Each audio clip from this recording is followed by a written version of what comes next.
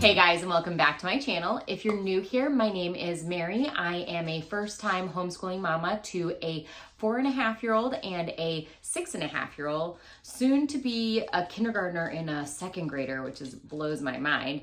And today I'm going to talk to you guys about what we're using to help my 4.5-year-old learn how to read. Now, with my current first grader, we used a phonics program called Elemental Phonics, and that worked wonders for her. But her background was a little different than my 4.5-year-old's. My 6.5-year-old had gone to a charter school for kindergarten, and she had had some exposure to letters and sounds, but wasn't really strong in it when she graduated last May, I think it was. So as soon as she was out of school there, we knew we were going to homeschool this year. So I immediately hit phonics with her hard with Elemental Phonics, and that worked great for her. She was reading words within a month and a half. It was insane how quickly she picked it up. Now, I tried the same program with my current 4.5-year-old, and it just didn't connect as much. I think because it's a little bit more straightforward. It's black and white, no colors, no frills. It really doesn't have a whole lot of instruction either for the instructor, the teacher. So your kid kind of has to be naturally, I think, inclined towards reading in order for that program to work really well. Also, if you're new here, I have 3 dogs, and they occasionally like to make a appearance in these movies. So in these videos, I have my husky right now staring at me. You did pretty, girl. You did pretty, girl. Okay, go play.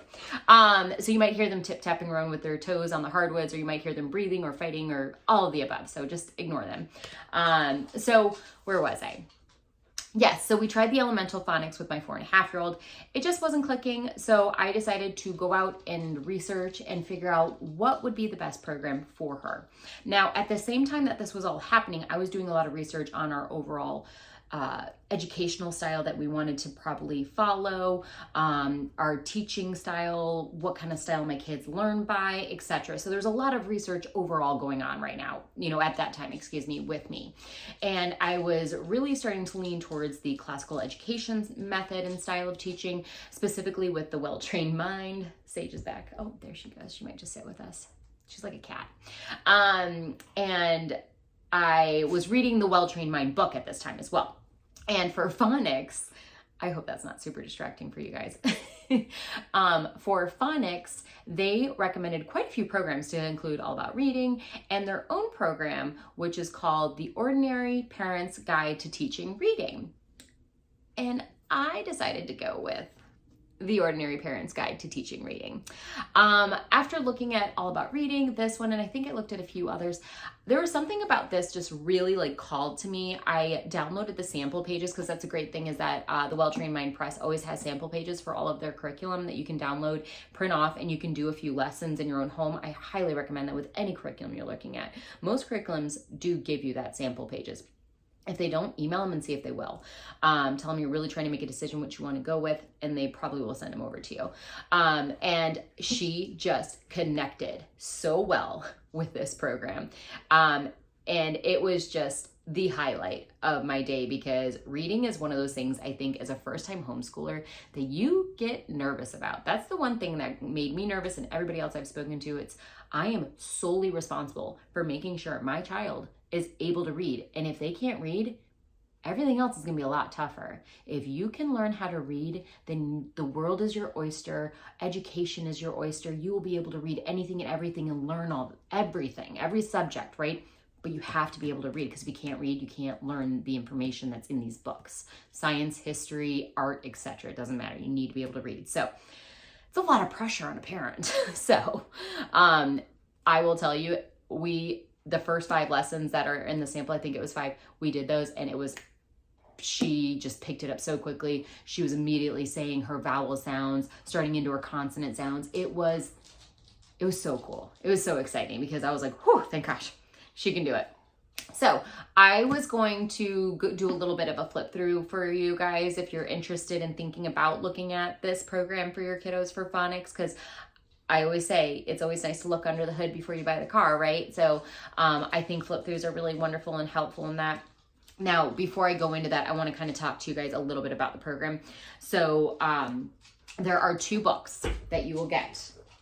There's the teacher guide and then the the teacher guide and then the student guide. Now this is the new revised version. I think the old version was all in one, and they had what was in the student guide in here too. And I think they kind of got a lot of feedback from the parents that it was better for their kiddo to have their own book and then the teacher have their own book, so that it was very, they could focus on their book, right?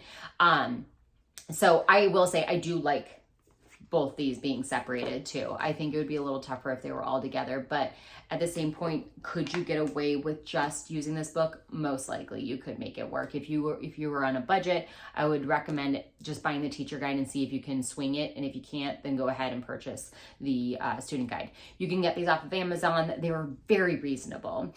Considering this is your full phonics program. I mean, these books are hefty. They're thick, don't get me wrong, but this is, the way I explain it is, if you think about all about reading, I think there's 4 levels if you're not including the pre-reading level. Think about all those levels combined into one. This is all those levels. This is everything you need for phonics. Once you're done with this, you continue to hone your reading skills by reading really great pieces of literature. So this is all you need. And that was another thing that attracted me beyond, outside of looking at all about reading, because all about reading is pretty pricey. This I think I maybe got it for $60. Both of them together, maybe it was less. It might have been 50 and change. And that is all I will need for phonics. I don't have to buy a new program every year. We just work it through. Now, there are how many lessons?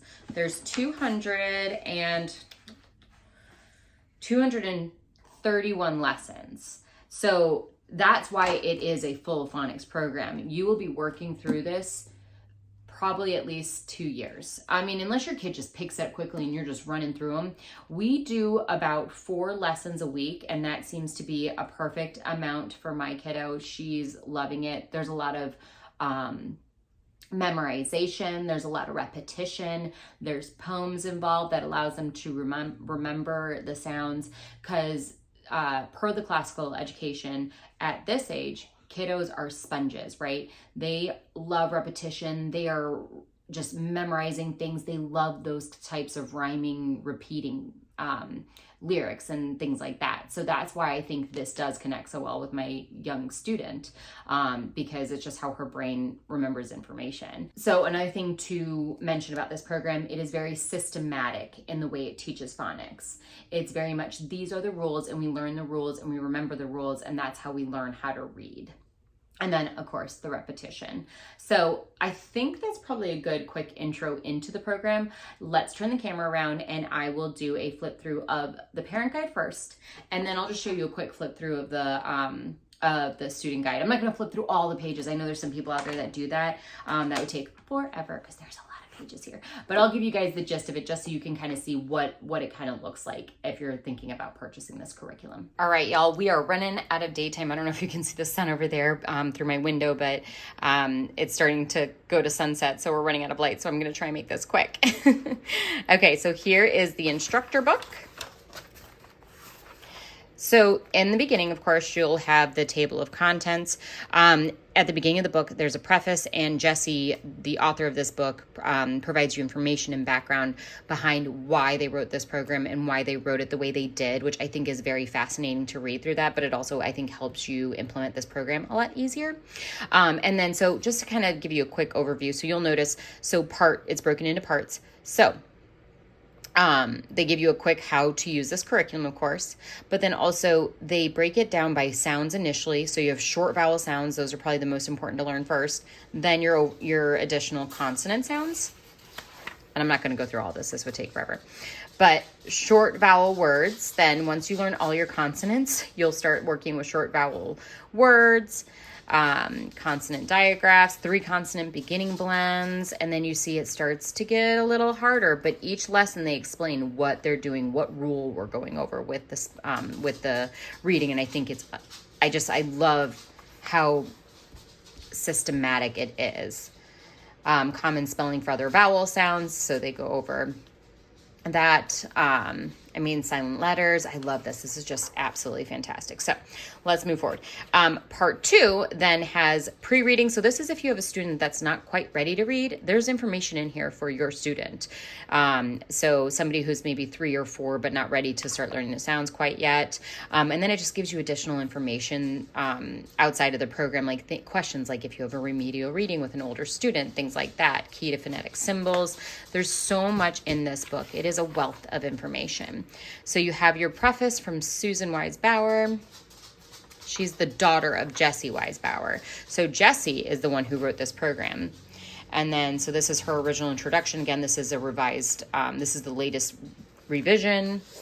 So that's her original preface. And then you go part 1, the lessons. So how to use this curriculum. They're very specific. They explain how to use it. So this is a great part. So looking at section 1, we'll go over the first lesson, short vowel sounds.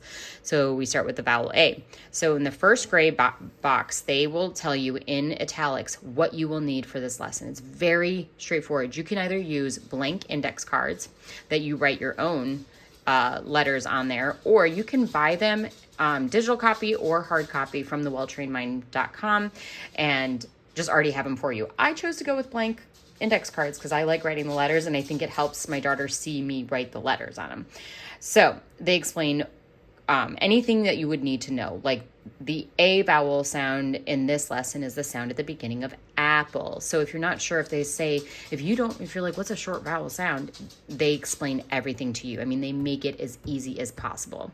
This is scripted. So instructor is you're going to read this.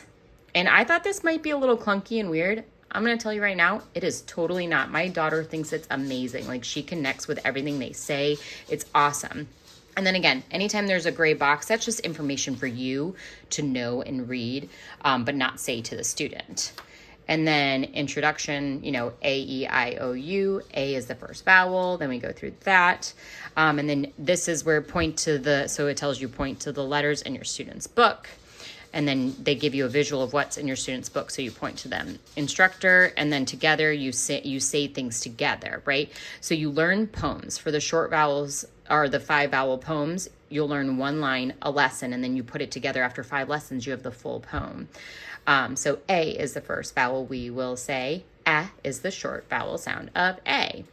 And then at the end of every lesson, they'll have a follow-up section. So they'll tell you kind of how you can really drill home the concepts, or sometimes at the end of a lesson, they'll tell you a game that you can play to really drill in the sounds again. So it's very hands-on. There's games, there's repetition, there's memorization. So here we're learning about E. So then you add the E vowel poem line to the A vowel poem line that you learned in the last lesson. And as you can see, the poem will continue to grow. And then here, I'll show you at the last. So here's the whole poem by the end of lesson 5 that you will learn with all of the short vowel sounds. And I'm telling you, it was so funny because we said this, and then it says, instructor, what is the short vowel sound of you? I asked my daughter this, and she said, immediate. It was instantaneous. She knew it. She didn't have to think about it. She wasn't confused. It's so funny how this sinks into their brains, and it works. It is such a cool thing. But something else to note, looking at lesson 5, after the first lesson, of course, the first one I was showing you, you will then have review after that first lesson because they want you to go over the previous concepts. And then you'll review. Then new, that's the new lesson you are learning this week. And then at the end, again, you have, this one, see? Game, short vowel pickup. So those blank index cards that you've been writing letters on, you'll play a game with them and then follow up. If you like math with confidence, this is what it reminds me of. It reminds me of math with confidence. That's why when we like math with confidence, I think that's why this connects so well with us. We love this kind of curriculum. It's amazing. Then you move into consonant sounds, and then words with short vowel sound A. So you see we're continuing, and then we're working into words and then short sentences, and then it will continue further. Let's see. Let's get a little further down the road. Oh, look at this poem. This is a little bit more than what we were learning originally, but obviously this is lesson 97. I mean, we've been building on top of concepts. That's the great part. It builds on itself. That's what I love about it. And again, it's pretty standard. You do review, the new lesson, follow up, or a game if it's time to kind of do some review with gaming. Okay, so let me go all the way to the back so you can kind of see.